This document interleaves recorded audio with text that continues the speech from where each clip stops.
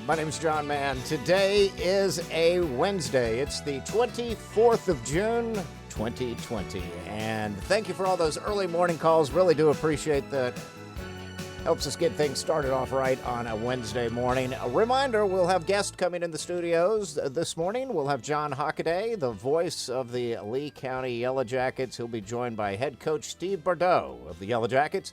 That will be this morning at 9:35, so be sure to stick with us this morning. If you want to find out what's going on in high school sports, we'll have that for you this morning, 9:35. And, of course, we are your home for Cavaliers football here on GP, 95.1 FM and 1050 AM, and our sister station WFJA is where you'll find all of the action for the Lee County Yellow Jackets. And we're looking forward to welcoming in Coach Steve Bordeaux this morning at 9:35.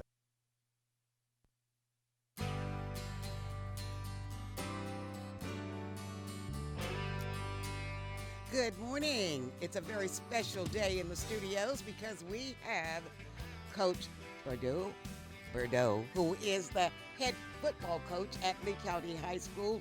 And also we have Mr. Golf Pro himself, John Hockaday. And, you know, since the pandemic has come around, it's changed a lot with sports, and people have not been pleased because, I mean, you just can't make it without sports.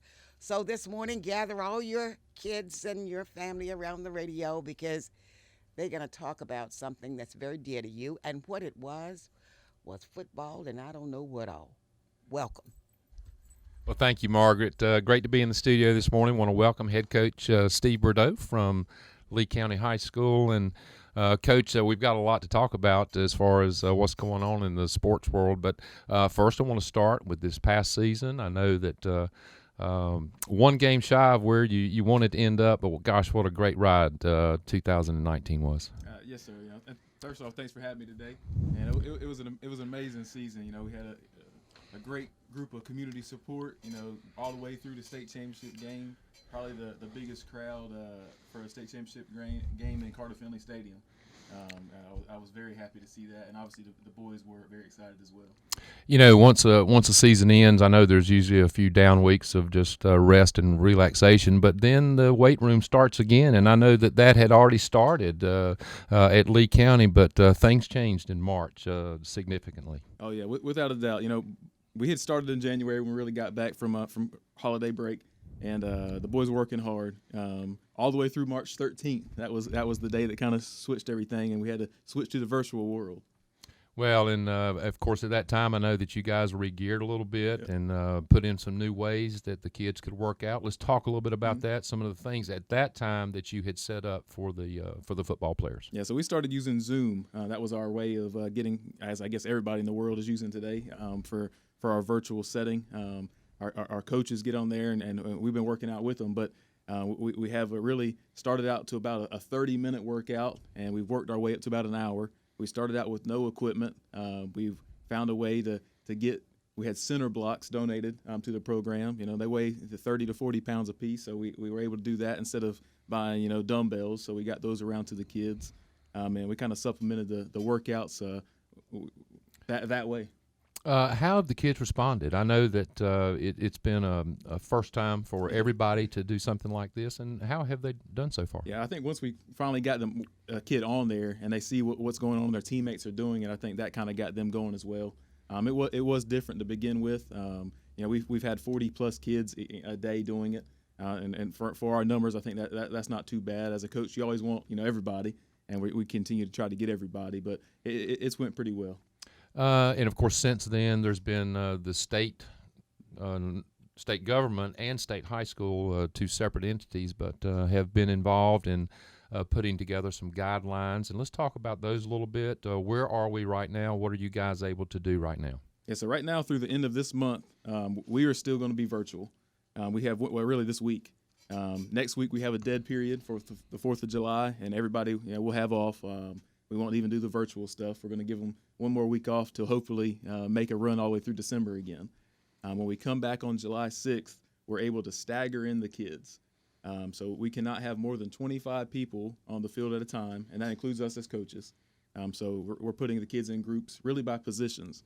so it doesn't overly affect what we would do on a daily summer workout, because we're able to, have our receiver coach come with the receivers are going to be there and things like that to get us started. But really, the first couple weeks are going to be conditioning based through our position, because we're very limited to no equipment. I've been fortunate that I've been around the program for a long time, and I know what you guys do in the off season, and I know the things that you have to do to prepare.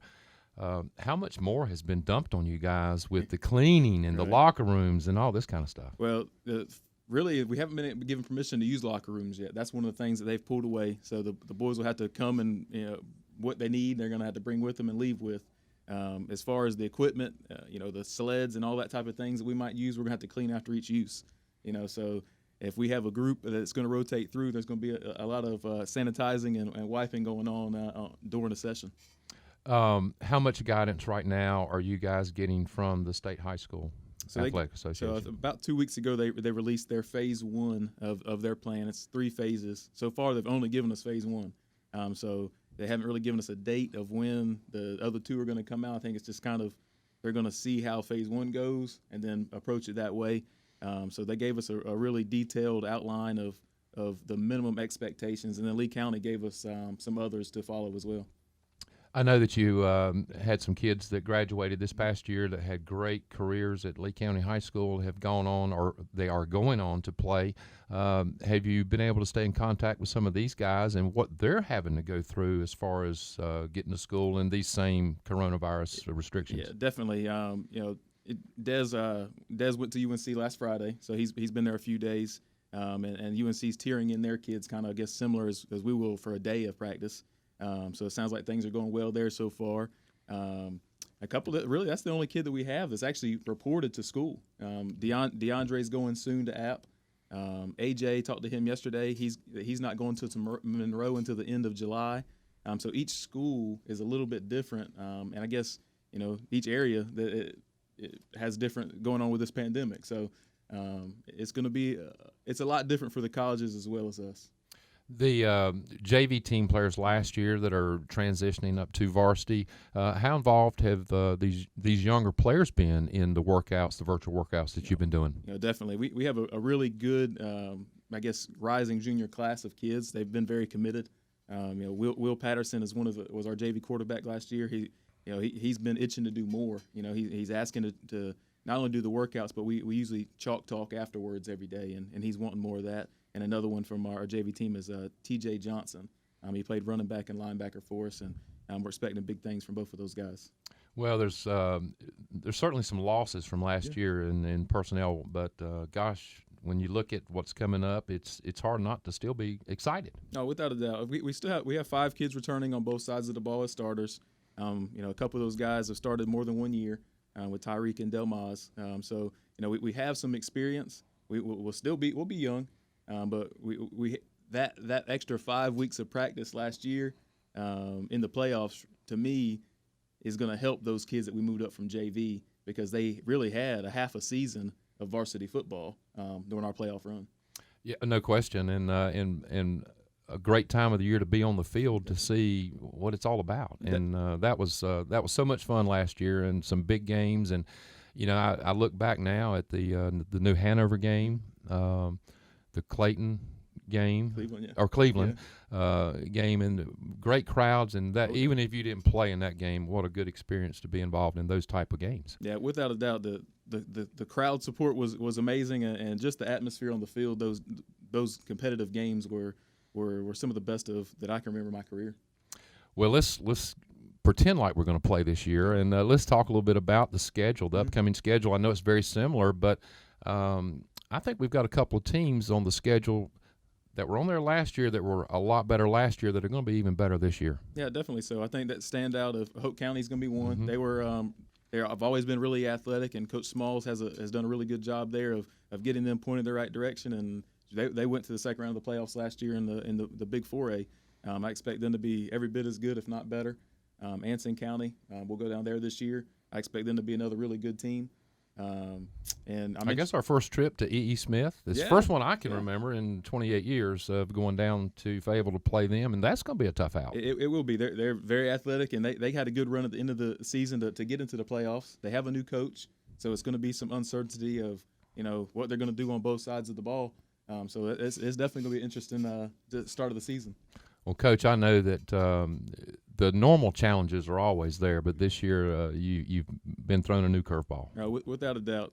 Luckily, we have a great coaching staff. Coach Jacobs, our defensive coordinator, is an amazing leader of the boys, and guys like him and Coach Willicks helping us do things. It makes my job a lot easier. Well, and of course, Coach Jacobs, I was going to ask you about him next. And you guys have been together how many years now? I think this will be year 7.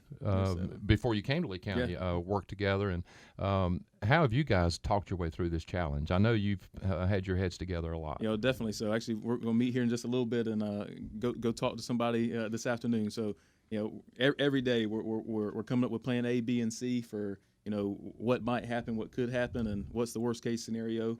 To keep the boys and really just keep everything organized. Well, Coach, I want to thank you for coming by and talking with us today. And right now, I know as big a challenge as being a good football team is being safe and being healthy. Sir. And I know that's going to be a big concern over these next 2-3 months. Yeah, without a doubt, and we're giving the boys the tools to be safe, and we just want everybody to follow the guidelines. All righty. Well, I guess we're about done here, and John, you ready to take it back? But I want to thank head coach Steve Bordeaux for coming in today and talking a little bit and just getting us up to date on the fall football season that we just know is going to happen, and I can't wait. Yes, sir. Thank you for having me and looking forward to it. All righty. That's head coach Steve Bordeaux. Thank you.